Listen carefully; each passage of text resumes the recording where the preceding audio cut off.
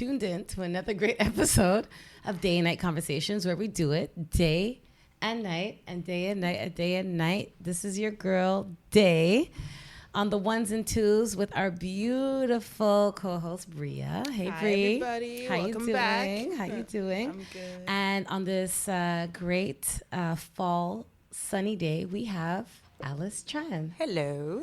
Alice Tran is a Montreal actress, and she has blessed us with her presence today. Oh, well, thank you for having me. So thank you for coming. Thank you for coming. I'm so happy. I think this is the first actress that I've either ever met and ever had the first one we've had on our podcast, Yeah. right? For sure, right? Yeah. So this is very super exciting. Yeah, oh my yeah. God, I'm so honored. Wow. Yeah. You should be. You're the first, and I'm sure you'll come back after today. So you're here to spread some knowledge, not just knowledge, but also to let us know about your entire journey being an actress in Montreal and other places in the world. So let us know what's up. Like, how did you start? Where did this come from? What are you about? Okay. Wow. That's a Big question.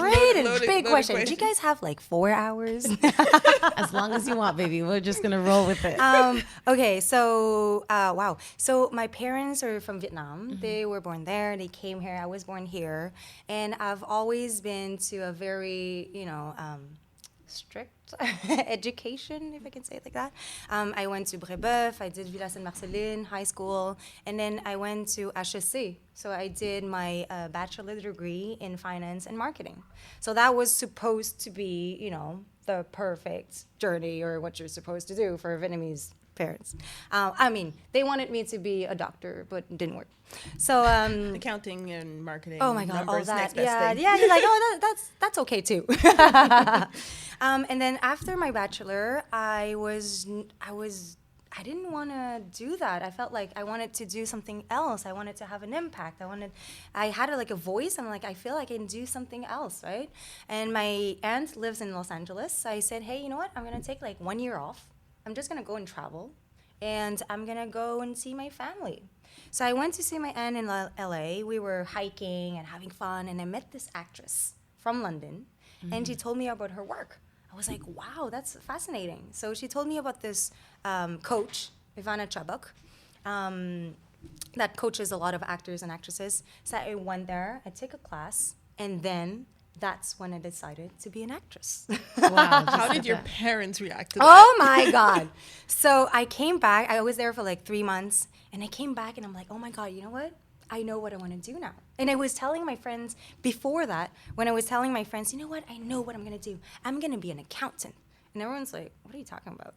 I'm like, yeah, that's for me. That's me. And I'm like, sure. And when I came back and I said, you know what? I'm going to be an actress. And I was like, finally, because, at school I would do shows, I would dance, I would be on stage. But I was like, it's not possible because I didn't know any other people in my surroundings or in my family that are artists. So when I went to see my parents, I'm like, look, I have my degree and I want to be an artist. I want to be an actor. But I didn't even know how to say that in Vietnamese. I had to say that in French, And then the reaction was not favorable. Not really. So they said, so what are you going to do exactly? What does that mean? But then today I've been doing it for 9 years, almost 10. And my parents are very, very supportive. It has not been easy. But yeah, they help me through that, and then now my sister helps me with my self-tapes sometimes, my auditions. They don't quite understand what it means, but they're still there. So if you want to do it, just continue, do it. Just do it. I guess there was that adjustment period for your parents where they had I guess we all go through that, where our parents have that expectation for us of they see us and they want the best for us, and what they think is the best for us might be, be a doctor, be an accountant, to do something that's going to make you a lot of money. But I guess for you found something that made you happy. And once your parents kind of got over that, oh my gosh, they're not doing what we thought they were going to do, but they see how happy you are. Yeah. Now it was a bit easier. And I feel the definition of success from my parents' generation and my generation is very different. For sure. And I do understand where they're coming from. They left because of the war. You know, my father's family is still in Vietnam. They haven't seen each other for like 45 years. So they've done a lot of compromises and they've done a lot of things so I can be here, you know? And I'm not in the same place as them. And because of that, and my grandparents too, I am here and I do have those kind of like platforms, and I feel with the internet and stuff, I can do so much more too. And I want something different, and I want my kids and the next generation to have more too. For sure. And they've opened doors for me. And now I feel like it's my turn too to like open doors. And I don't ever want like people to say, oh, or my kids to say, oh, I can't do it because I don't feel like I'm represented. Or I feel like, oh, I can't do it because no, you can do it. You can do it no matter what. Yeah. Yeah. And yeah. Yeah. So when you went to LA to see your auntie, you were how old at that age? At that time? It was in my 20s. In your 20s. Yeah. Okay. And the course that you took, what was that course about? Oh, wow. So Ivana Chabak, she gives classes, and I could audit her class, and it's all about characters, how to build a story, how to tell a story for storytellers. Okay. So it was a class once per week, and people would gather together, and you work on a scene. Okay. And just watching them, that was amazing how she made them go from one point to another and change and tell the stories differently, completely differently. So like if I give you like a script, you would read it, you have your point of view because of your experience, because of your cultures, whatever. And then you, Bria, would read the same story, you could tell the story differently. So that was like, that's what's, you know, exciting for me, because you can tell different things and then you can learn from other point of view, and it's like, oh wow, so actually like which one fits me? There's not only like one way of thinking, right? So that was all part of the class, and then, you know, you work acting skills. So after that one class, you knew this was for you? It definitely lit my flame. Yeah, yeah. But then after, there was other stuff too. You have to work at it. I got to like meet other people. Yeah, and you have to like, yeah. Yeah, there's started a whole the- process. For There's sure, a whole for sure. process. Because I know so many people, even myself, like I used to look, now that I'm older and I've had a little bit more life experiences, I don't see things the same way I did when I was 20 years old, which I think that's the right way of going through life. You kind of look back and like, and now that I'm older, I see things differently. But I remember when I was younger, I used to look at dancers and actors and this, that, and I was like, oh, I want to do that. And it looks so easy.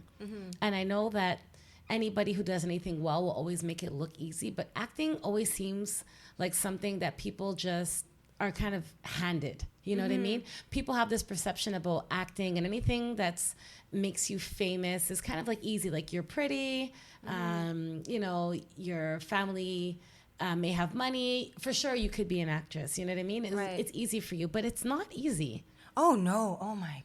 No, it's not easy. And even if people like they work all the time, it's not easy because, so you're self-employed. Even if you have agents or you have a team that works for you, you're the product, right? When you go in an audition room, it's you. Doesn't matter who your agent is. It doesn't matter who your agent. It could help for Yeah. sure. If you have a good agent, that's great because the person's gonna negotiate for you, find the right jobs for you and everything. But finally, it's you. And then when I wake up in the morning, no one's gonna call me and say, "Hey, you have to go to work." Like, I don't have to be get at your work ass at up and 7. go yourself. Yeah, unless, you know, you have a gig and then you go there. So you have to be so disciplined and organized. And you have to do everything like a company. You have the communication department. You have to do your own communication, so internet, Instagram, whatever you want to do, emails. You have your finance department. You have your accounting department. You have your IT, everything, and it's you. It's you. So if you're not organized, if you're not disciplined, it's going to be really tough. And you really have to know like why you're doing it. You have to constantly remind yourself, why am I doing this? Because if you're here to just look good or have fame, you're going to be so, so sad. Because it's not about that at all. Like everyone always see, you know, like on Instagram, oh, it's so great. She's on the red carpet and you're well dressed. But that's like 0.8% of the job. It's like a moment that's not your day-to-day. It's just a moment. And then once that's done, you have to restart all over again. Like, it's not like you're a doctor, you have a diploma, and then patients come and see you. And you have to go out and get what you want. You go and get it, and you have to remind people all the time, like, you're worth it, and you're good, and you can do it. Like a doctor, they have a diploma. No one is going to ask you, oh, yeah, you're going to be my doctor, so can you tell me about your, your knowledge? What are you going to... No. But actors, I feel like it's always... You know that game, like, of... snakes. Yeah. I feel like sometimes it's like that. You're like super intense, like super occupied, and then when you're done, you have to like come back, and then you have to climb your way back up. Climb back up. Yeah, but you do earn like experience and knowledge and everything. But you always feel like, again, I have to push further. And why am I doing it, and with who? I think it's so important to like surround yourself with a great team, people who have the same values, I guess, as you, but that want you to go further together. Because if you're alone, you're not gonna, you could go fast, but you're not gonna go super far. Right. But if you have the right team together, and it's so much more like motivating. Did you ever feel at a certain point you didn't have the right team around you? Yeah, very often. Because, again, like self-employed, I do have my agents. You go on sets, and then sometimes you work with them for like 2 days, 3 days, and then you love each other, it's super passionate, intense, and then you don't see them for maybe 6 months or a year. Or maybe sometimes you don't ever work with them anymore. So like you constantly have to find the right fit, and then sometimes you don't see them again. So sometimes it could get like very lonely. But then again, there's other events or stuff that you can do so you can find that family, right? Your professional family, I meant. But yeah, it's not easy. It's not easy. You have to constantly be self-motivated. You have to push yourself all the time. So when it comes to an agent, like for people who are listening today that are thinking of getting into acting or have done it and kind of left it alone, and now they're older and want to do it, what kind of message could you give them? What do you think is the most important thing that you need to become a successful actor? Apart from your talent, let's say. So many things. I would say, like, ask really why do you want to do it? And surround yourself with a great team. But also, I feel like it's important to be interested in other things too. Like, for sure, I love to go and see movies, but I'm also interested in entrepreneurship. I'm interested in music. I'm interested in like traveling a lot. And I feel like all that is gonna feed you when you're gonna go to work or you go to auditions. Yeah. And when you do it, you're like, you know what? It's okay. I have other things too, and other things that feed you, like not only how do you say that, like professionally, but your spirits and your mind too. For sure. Because sometimes you could be the best person, you could do your best audition and you don't get it. And it's not because you're not good. But it's hard, when you go in and after like 10, 20 times, people are like, no, you really have to to have like a positive mind and say, it was just not meant to. Yeah. But it doesn't mean like I'm not good. Right. So if you have other things, families and friends and interests, whatever other stuff that you love, it's going to feed you and you're like, it's fine. That was not meant to, or it's not the right moment sometimes. And then sometimes it's going to pop like 2 years later. And you're like, oh, finally, it was the right moment. Yeah. You know? I find like in acting and like modeling, all these kind of industries, it's such a dog-eat-dog world. And it's so like tough. You hear about people getting turned down so often, how many no's people got before they got one yes. For sure. You know, and it's not easy to have a tough skin. You know what I mean? Especially when you're starting out and you think you're so good and you can have a lot of positive people around you and have the best team. But when you go there and you want a certain job and you don't get it and someone turns you down, how does that feel? Oh my God. It must be devastating. It is, but I feel like also you get to be stronger. Like whenever I go to auditions, I do get some, and there's a lot I don't either. And there's a lot like I so want it. And then if you think about it, like every time I go to an audition room, right after, even if it was like perfect, even if I booked the job, I would tell myself like, what did I do good and what could be better, you know? And it's always like learning. I feel like it's always learning. Even if I get the job, I'm like, okay, I did this good. Next time, how can I do even better? You know? So that could be like motivating. And I also like sometimes if you don't get it, maybe it was really not meant for you. Yeah. If you actually really think about it, it's like, can I actually hold that movie? Can I actually do that? And then maybe it's not the right time, not with the right team sometimes. And sometimes it's not even the right place. Yeah. So yeah, but it's it's a constant struggle. Yeah, you have to constantly talk yourself through it and move on and move on. You can't. It's a daily work. Yeah. So that makes me wonder, within your entourage, how many of the people around you are, I know everyone around you is supportive, but how many of those people are also giving you like that positive or constructive criticism that you need? Are you getting that a lot from people in your entourage? Oh yeah. Like I do with my agents, even like with other actors when you do like workshops, we do tell each other, okay, what do you have to work on? And then you actually like see it too, right? You know yourself too. Like when you do it, you're like, oh, I have to, that's not good. You have to do that again. And you do. And then I love it when people tell me like, hey, you should work on that. Like, I don't want anyone to like come in, oh my God, you're the best, and it's great. But I also feel like I want to go like further, Like I just started to do Muay Thai. I don't know if you know that. Yeah, it's like Thai boxing. And I feel like, I love that because it gets you to be focused. You work on your strength. And the teacher is not going to be easy on you. It's like, this is bad. Do your push-ups. This is a bad push-up. What is it? You're like, oh, okay. So you're like working, but then first time is hard, second time is hard, 10th time you're like, oh, I get better, Yeah, exactly. My punches are better. So for acting, it's the same thing. The first time, oh my God, you suck. You suck. Yeah. I mean, I sucked. And sometimes I do still suck.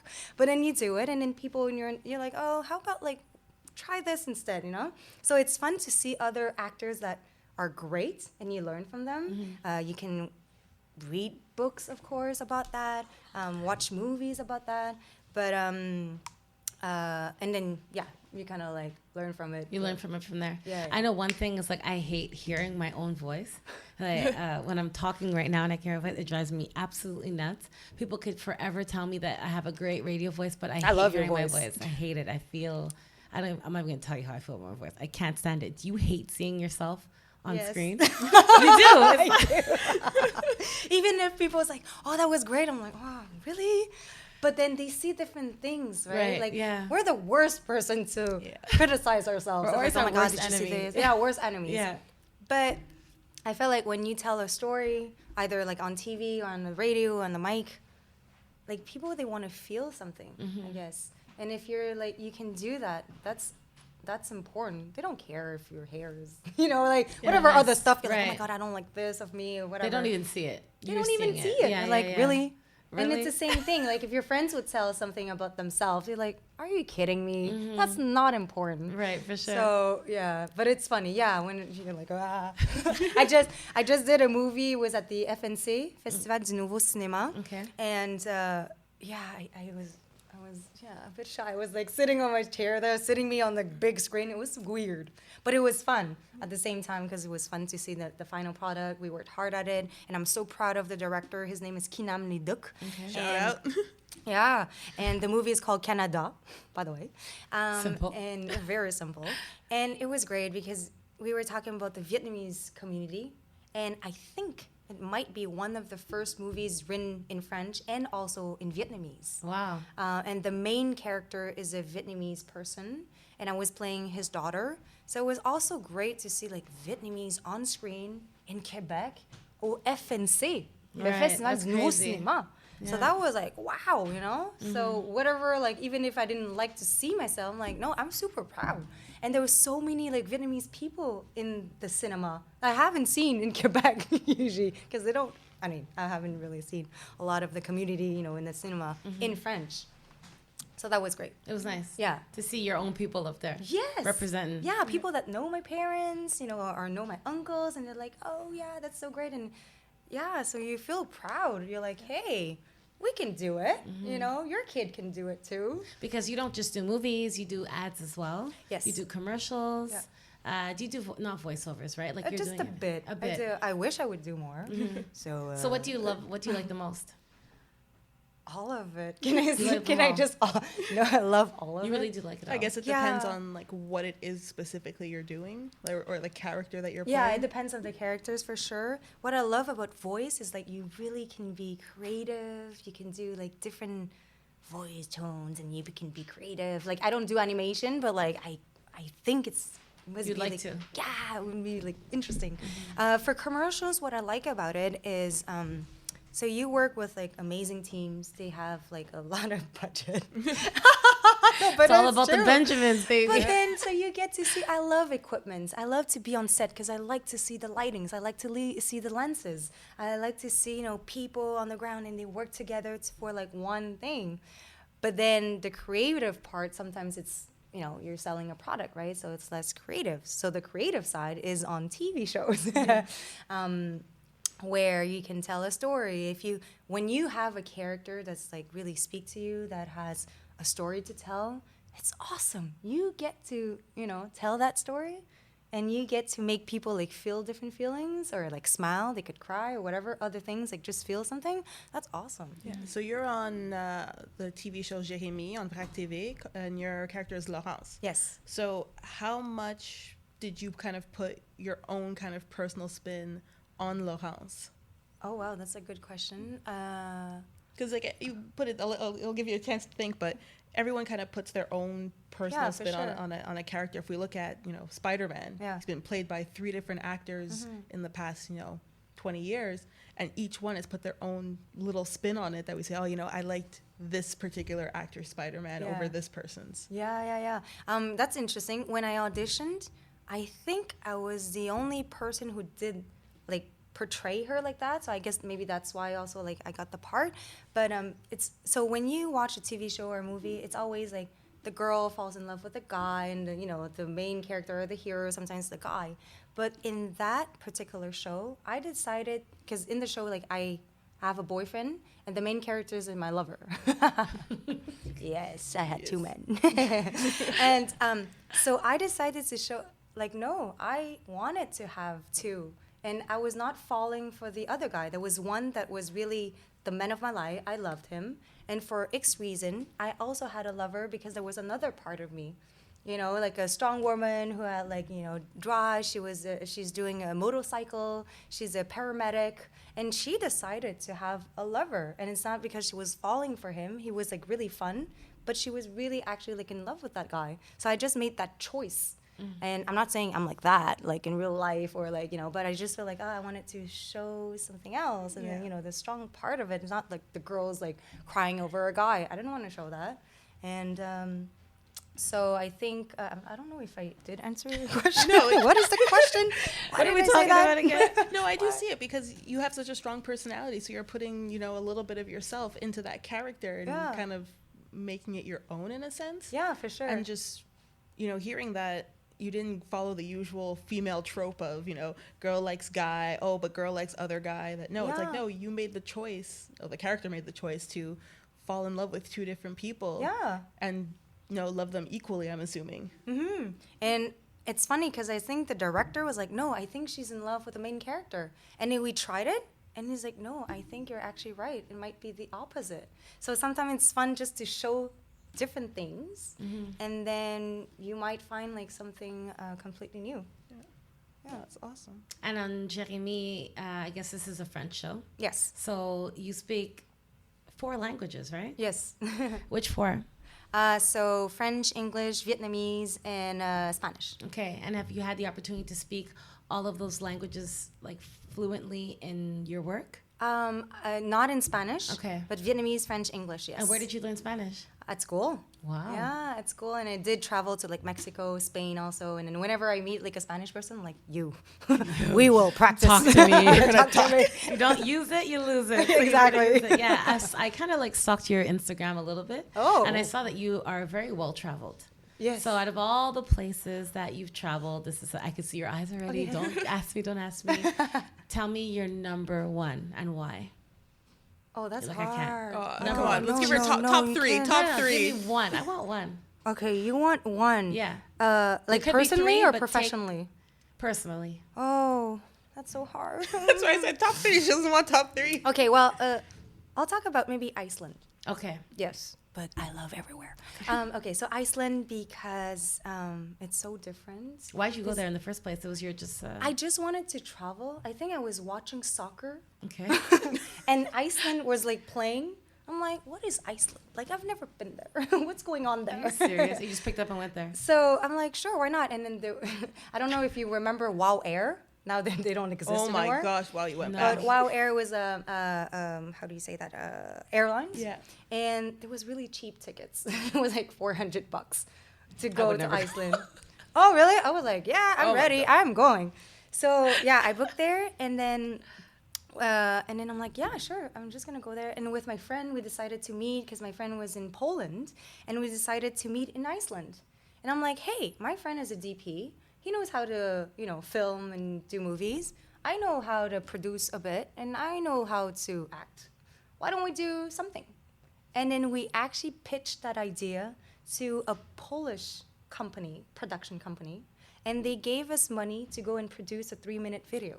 What? Just like that? Well, I mean, we worked at it. We Yeah. pitched, and then we kind of pitched. And then that creative company, which is awesome, their name is Papaya Films. Shout out. They kind of like help young directors to do projects. And I think it's fascinating, and it's so great because that's how you build, your next generation, and, so For they sure. become your, to work in cinema. So Papaya Films gave us some money. We went to Iceland. We rented a camper. And we traveled like for 2 weeks, just like filming, meeting people. It was awesome. And it's such a beautiful country. The food is amazing. People are so warming. And I saw a movie, it's called Rams. I don't know if you've heard about it. No. So it's about 2 brothers that fight together for their rams. So they have rams, like the animals. Yeah. And so when I see that movie, the day after, we went to a farm and we started to interview people. And they actually invited me to an event that was so similar to the movie. There was a beauty pageant for rams. What? Wait, Yes, what? there was a beauty pageant for rams. For the animal? Yes, and then I'm not kidding. What do you mean Some of- beauty pageant for So the animal? some of them were like dyed. They had like pink hair. There was a trophy. Doesn't that fall into like animal cruelty? No. Oh, I hope not. Oh my God. Was that part of Why it? you But they were like, and they love their animals. Okay. Like all the animals, they live freely in the field because the fields are huge, by the way. There's only 200,000 people living there, I think. So there was a beauty pageant for rams, and there was an expert, touching the rams to see like, what's the percentage of like grease they had, is it like muscle, and they had an Excel sheet. This is a mess. This is a mess. Is this for real? Yes. And I'm like, what is going on? That was awesome. And at the end, they had a trophy, and they would give a trophy to the best ram. And people were really proud of that. Every ram had like an owner, I'm assuming? Yes. Okay. Yeah. So that was really, really interesting. And they're so warming. That is so weird. I'm trying to get over the beauty pageant part. I can't. Like they dyed them, everything like that. Yeah, so I'm I thinking saw- like funny. Honey Boo Boo type thing, but like a little animal just walks onto the stage and like buzz or whatever noise Yeah. it makes. It sounds like a mess, but It was okay. really funny. This So is if you fun. want to see that movie, Rams. I don't want to at all. Honestly, just listening to it, I've had enough already. Like I'm done. Your story was enough, but thank you. So Iceland is your number one. Yes. Yeah, the people were nice. You Yes, like rams. people are nice. Had a good time. And even like it's funny because, so if you stay in one spot in Iceland, like anywhere in the country, you can see different things. So there's like fields, and then you see the mountains, and then you see rain, and then you see the sunshine, and then you see the water. Just everything in like one place. Everything. Yeah. So yeah. So like doing a panoramic view is just incredible. Incredible. You're like, what is going on? There's also like a place in the south of Iceland that they have. It's like sand, and it's black sand, and I think like they film a lot of movies right there to show like Mars, the Mars universe. It was just incredible. Incredible. Yeah. They film a lot of movies in Montreal also, which is something that I found out just maybe like 2 years ago, because my daughter actually was chosen to be part of a movie. Wow. I never really thought about my child being an actress ever, but it kind of fell upon us randomly. And having been through that situation with her, I saw how many movies are filmed in Montreal. Like, it's crazy. Oh, it's crazy. Yeah. There are movies, big movies being filmed here on a regular basis. Weren't all the X-Men's All here. They were all done here And you at would Mel's. never know. It's crazy how they do it. Yeah. And so I'm assuming that you work a lot you work mostly in Montreal. Mostly in Montreal, yeah. And so I guess you see a lot of the same people, right? Like you mean like on set? On set, exactly. Yeah, more and more you kind of like see get the more same familiar. people. Yeah. Familiar, yeah. And how do you find the industry in Montreal? Do you feel that it's very different versus when you work in the States, Los Angeles? Is it because of the French culture? Like, what's the biggest difference that you see working in Montreal versus elsewhere? I feel like in Montreal we have a lot of talent. Like people are really good and they're really bright. They're so intelligent. And sometimes we don't have like all the resources that we should have. And I feel like they're so creative of like trying to find like solutions with not a lot of money. Can you give me a specific example? Just like on sets, everything is like super fast. Like here you don't have like a lot of time, so you have like 1-2 scenes, that's it, next. And then you could do like, I don't know, like 20-25 scenes. You don't have actually like time to really do it like super to take time to like shoot a scene. So people, they have to be ready. They're super professional. You have to go fast. If there's like, you don't have something, they'll like create something extraordinary with not a lot of equipments. Okay. But I've shot also, like I just recently came back from San Francisco. It was for a commercial. There was so much money there. We were like waiting, chilling. Everyone was chilling. I'm like, oh my God, imagine what we would create in Quebec if we had that money. It would be insane. You're saying there's a lot of money just by the fact that they had so much of the cast just sitting around? Yeah, getting paid we were like 30 people, just like waiting. We don't have that luxury. I feel like when you shoot like TV shows or web series in Quebec. Yeah.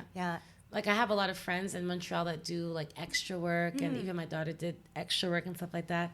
And they do say that the extra work is kind of not tough, but you spend a lot of time just sitting around, and sometimes you never even put on a scene. You just sit there.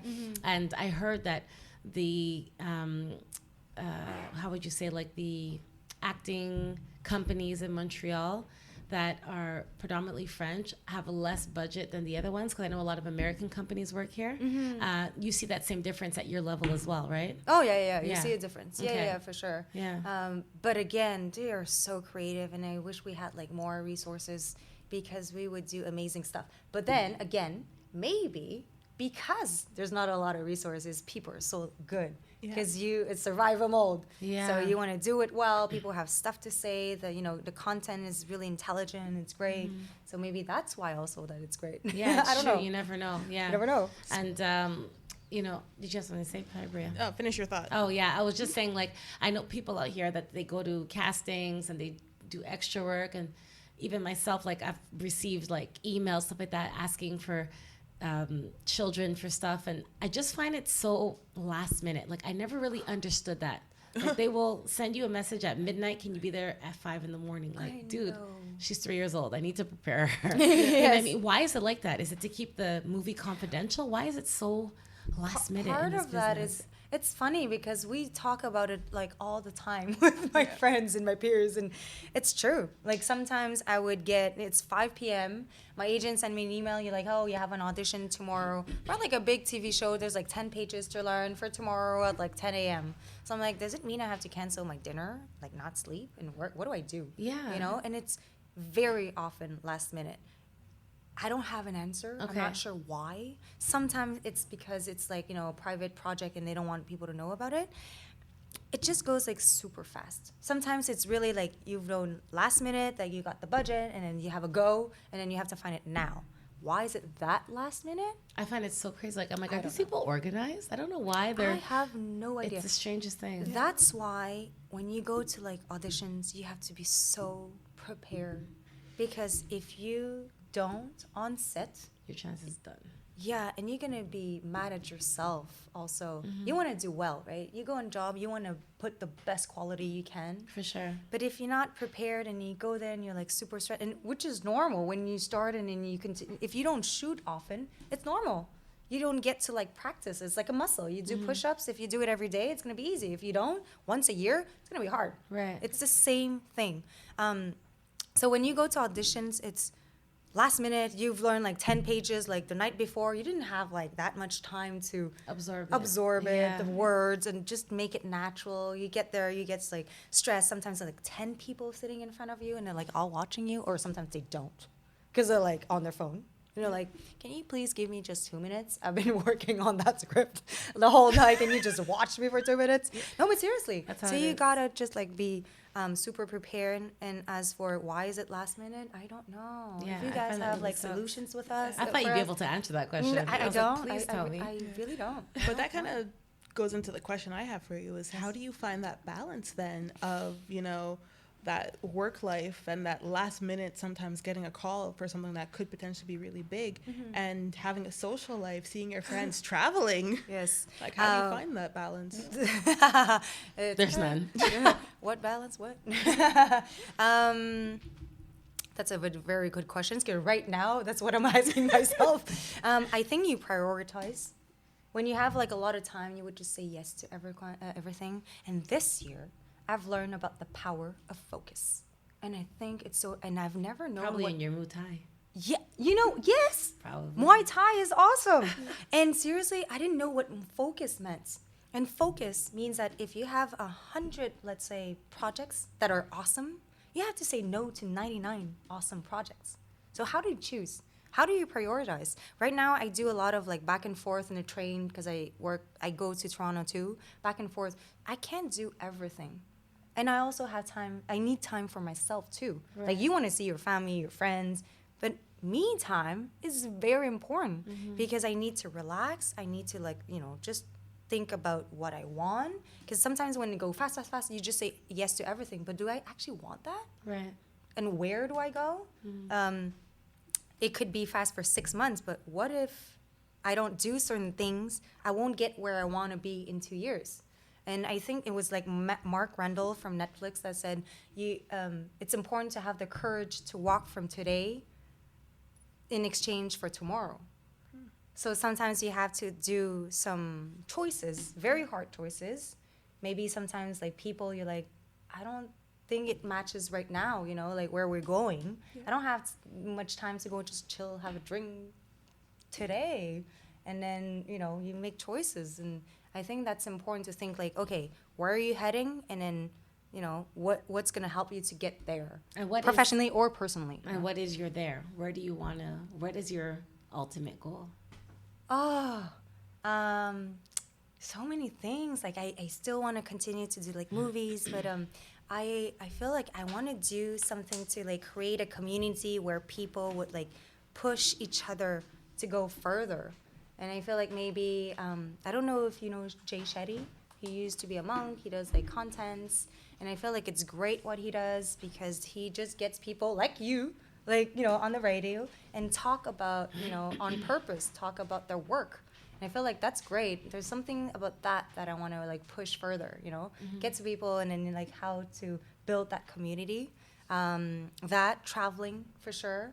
And maybe like have a family soon too. I was talking to like Brie. I'm like, how do girls do it, you know, with like work and career and then babies? And then, yeah, find like a balance and long, happy life with that. Like, you know, trying to find actually like a balance where you can have like, you feel fulfilled at work, work with people who you love and you want to go further with, but also like to have your cocoon and your home. Yeah. You know, with people you love. Like your foundation. Yeah. So how do you guys do it with your babies? Oh, boy. It's a whole other podcast out. This one's going to be about you. Let's just focus on you. But it just goes back to what you said. It's about finding a balance and definitely having a good team. Like if I didn't have my husband home with the kids and willing to be home and supporting me, I could never be here. I can't come here with a 1-year-old and a 3-year-old and do a podcast. And the same way, if you want to do all these great things in your career, you're going to need that partner that understands you and really wants to see you succeed. You know what I mean? Like, it's good for everyone to have personal goals, but if you're in a relationship with somebody, you guys have to want each other's goals for yourself and for each other equally for it to work. So it's all about a balance. And Most times I feel very unbalanced. But the ideal goal is to be balanced in the sense that you spend as much time working on yourself as you do with your family, because they're both equally important, right? Kind of like what you said, you need to take time for yourself.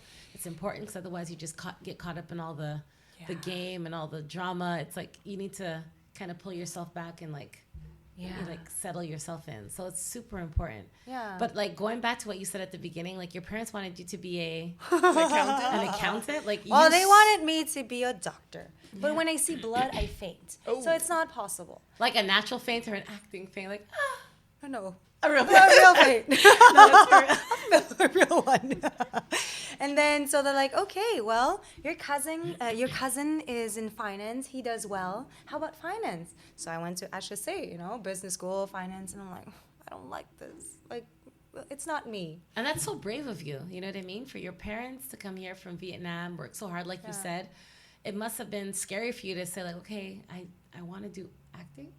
I know, it was like scary for just me too, because I didn't know like any actors. All my friends are like lawyers. They everything's fine with them, professionally. So I'm like, what do I do? But yeah, I just guess I felt like I could do something else. Like I didn't want to settle. I felt like I had something to bring, and still now I feel like sometimes at work I'm like, I have so much potential and I have things to offer and I want to go like further. I felt like, that's why I was like, let's just try it. Yeah. Like you didn't have any fear. It seems like. No, I did have fear. You had fear, but you overcame your fear. That's what I meant. Yeah. And it's like every day you have fear, like For different things, come along. I guess that's something a lot of our listeners could relate to, is that you get to a point in your life where you're like, all right, what am I going to do now, or what am I going to do for the rest of my life?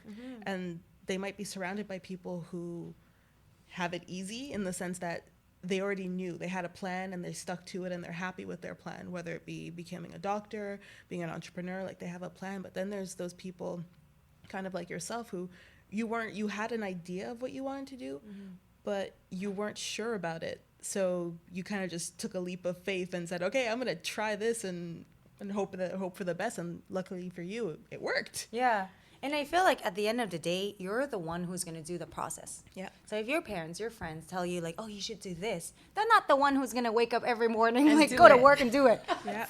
No. Yeah. Like you gotta love the process too. Yeah. If you don't, it's gonna be so hard.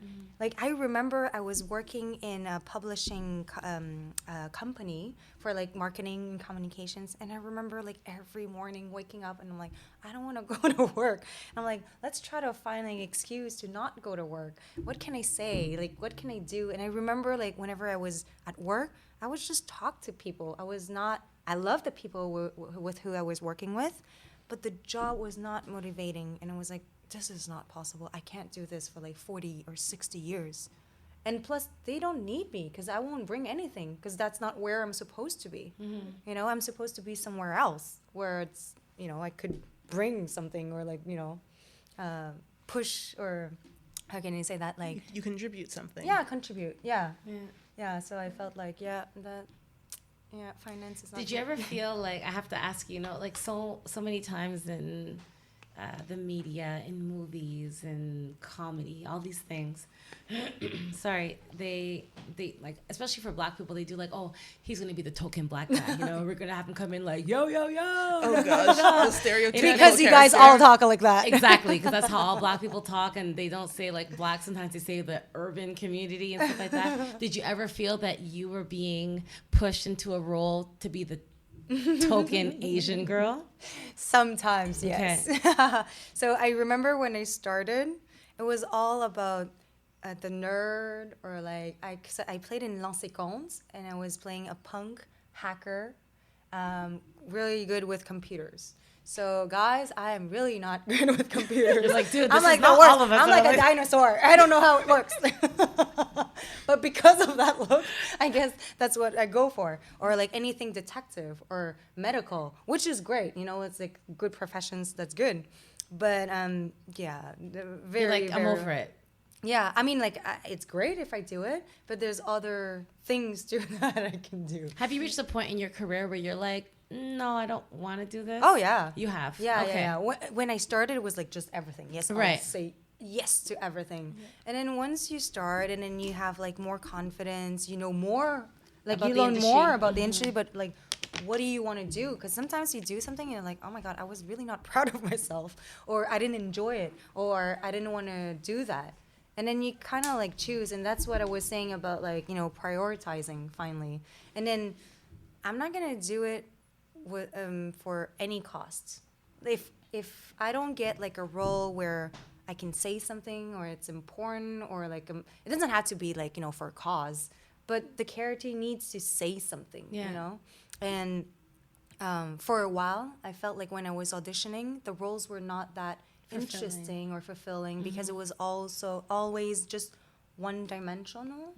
That's what you were talking about. Maybe like sometimes it's a bit stereotyped, and I'm like, I'm not sure I want to portray like Asians like that. I'm not sure, and we're not like that. Yeah. So like sometimes I would say no, but now I feel like there's a big difference with Jeremie. Yeah. The character, it could be you, could be anyone that played it, right? And that's what excites me. Yeah, I respect that so much because I find now, especially with social media and like Instagram, everyone wants to be famous fast by any cost. Yeah. You know, there's girls and guys out there taking off their clothes just to get likes and all this stuff, whatever, and they're not really staying true to who they are.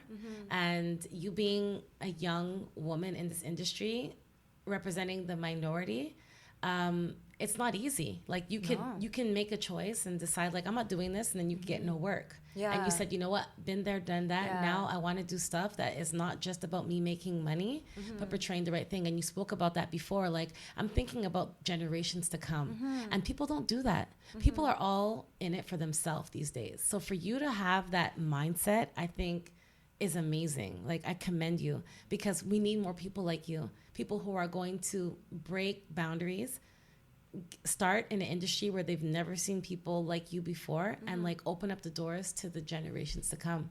You're not just doing it for yourself, you're doing it for everybody. Yeah. And that's amazing. And together we'll get more too. Yeah. If I'm alone, I won't be able to negotiate, and I won't have like a strong, you know, like power to change things. For sure.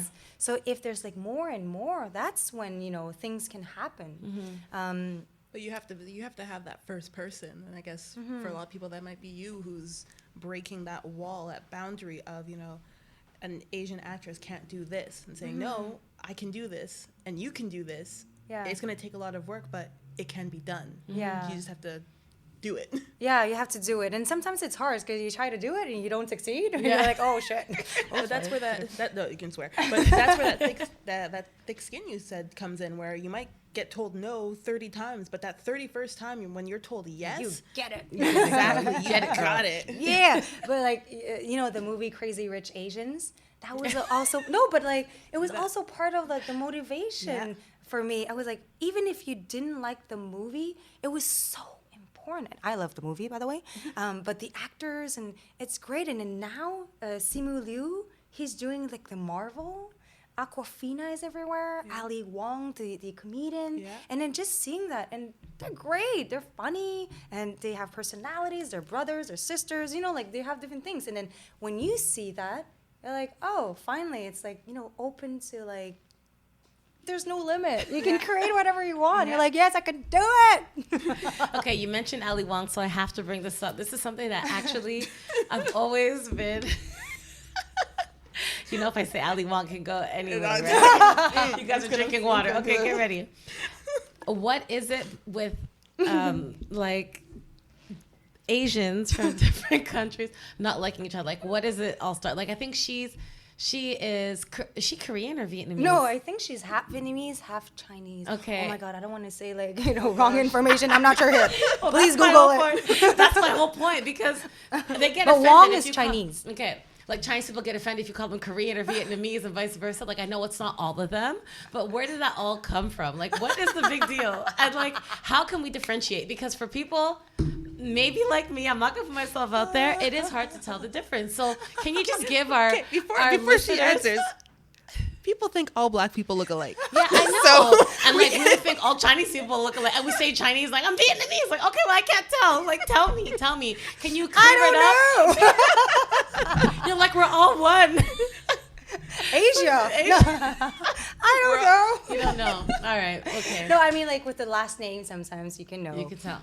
Yeah, I can tell. But Like character, like physical characteristics is nothing. But I do see some differences. Though. Okay, so tell me. But that's so subjective. No, you don't want to get into I'm not it. You the don't want to expert of Asia here. Well, you can just talk about Vietnamese only. But That's there's so safe. many. It's so different. Like I have a friend who's Vietnamese.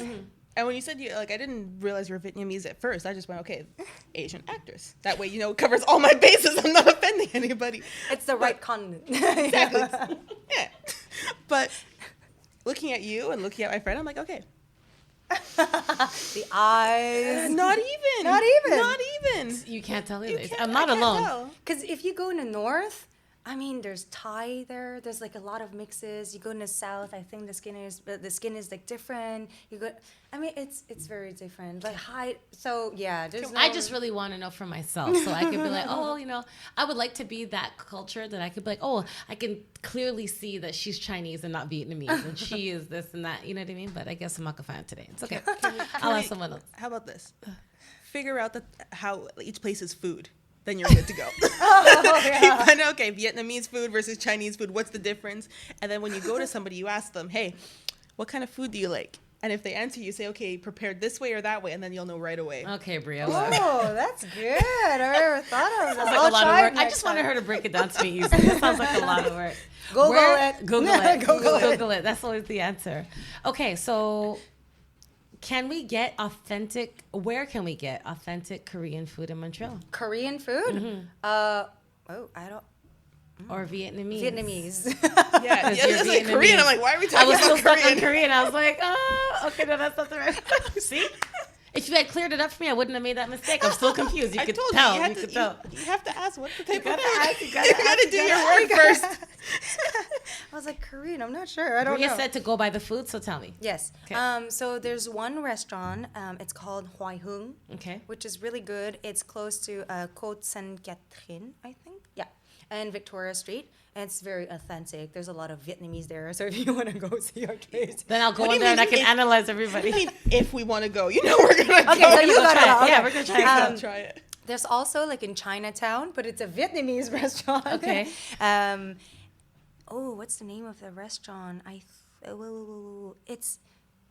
It's not very cute, but the food is It's good. amazing. It's a family restaurant, and you have to go downstairs, and it's pretty big. And they have like authentic soups. They have some bánh xèo. Bánh xèo is so good. It's a crepe, and then inside you have meat, you have salads, and you eat it with fish sauce. Whoa. It's so good. It's so good. Bria salivating. Bánh xèo, hungry. it's so good. How do you say it? Bánh xèo. Bun sale. Yeah, bánh Okay. xèo, it's really good. Okay. Yeah, those two places. Are Yeah, we're awesome. foodies, so we have to check that out. Oh yeah. We'll I go need to know. together. I need to know. Yes. Okay, so Alice, what's coming up next? Where can we catch you on the screen? How can we see you? Okay, so it's gonna be in 2020 though. The Okay. movie Canada, you can see it. It's gonna be like the premiere at the Beaubien Cinema. So it's soon actually, in 2 months there. And then you can still watch like Jeremie on vractv. Yeah. There's like some TV shows, Boomerang, that is on right now that you can watch it. And then what else? Some ads, commercials. That you We can see pretty on much TV. see anywhere. So now we have to actually watch the commercials on our PVR instead of just skipping through them. Yes, exactly. Okay. That's gonna be a lot. That's gonna be a lot. It's the only way to catch her. Let's sit there watching all the commercials. Yeah, wait for it the whole day. Actually, we should just meet up with you, and you should take us to these authentic Yeah, I'd love Vietnamese to. restaurants. That That would would be be even better. great. Yeah, I'd love to. I'd Exactly. love to. I can finish my studying when we go out to eat. Yes. We get to the That would be bottom great. of it. Okay, so you speak 4 languages, so of course I'm going to ask you to say something in each Oh my. language. English, Okay. we've heard a lot of English on this Okay. episode. Right. But if you could say, I wonder what we could say. What can So I we can say? really hear it, you know what I mean? Okay, easy, Like- easy, guys. Oh my God. Something you feel I'm like stressed out. sweating right now. The ultimate test. Thanks for having me on Day and Night Conversation. There we go. Back to back. So you're going to do it in French. Okay, and wait, you're gonna do whoa, it- whoa, Oh, she's whoa. writing it down.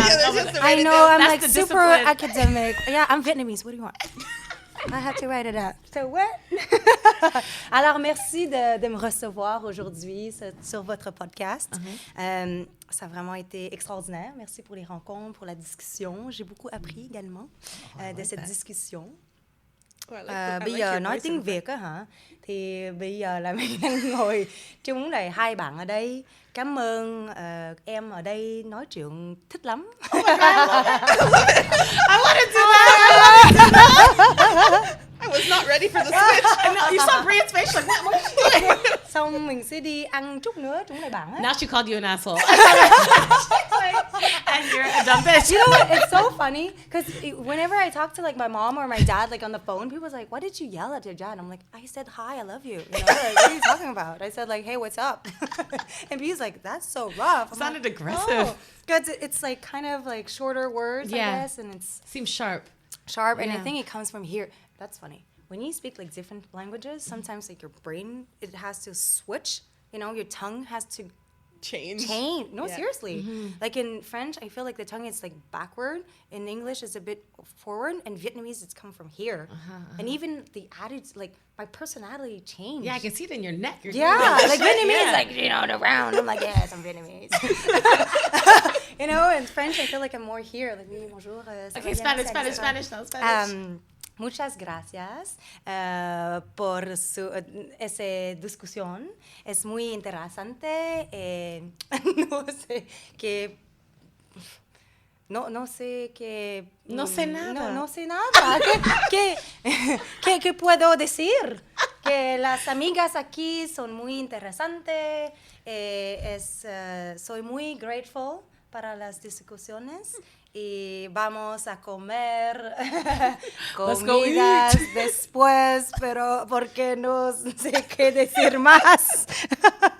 She called Quiero you- un vaso de vino, por favor. Vino. Blanco. Listen. Let's cut this all out and go for a drink. Well, thank you so much, Alice, for coming and joining us on Day and Night Conversations. Not It just was that, amazing. finding time in your busy Time, schedule. yeah. Finding Thank that you for having balance. me. And I think me and Bria are going to take a lesson in Vietnamese. Yes. Yeah. Yay. Yeah. Like, can you just how can we say bye in Vietnamese? Xin chào. Xin chào. Xin chào See, to it's everybody. easy. I remember where you heard this great conversation on Day and Night, where we do it. How you say Day and Night? Day and Night. Oh my God. A day and night. my Tối. It's night. Doi? Tối. A Doi? Doi? Tối. See, it comes Did you from- stutter or I'm supposed to say it twice? I'm not sure. The doi or it's just doi? Doi? It's just tối. Okay. All right, so doi. No, doi is night. Alice, come on. Okay, and what's day? Oh my God, my parents would not be proud. Oh, no. Ngày là tối. All of that or just one? Yeah, ngày lại tối. Night lay doi. Ngày Night. Nhang. lại tối. Nhang doi? Yes, And very what was it? similar. Oh, that's day and night. Yeah, day and night. Oh, okay, guys. And remember where you heard it? Nine toy. And day and night toy. And night toy. We are out. It's all right. It's a wrap. Ciao. We're ready for that vino blanco. No doubt. So how about a scotch? I think we need a scotch. Oh my God, my Spanish was horrible. Cut that part.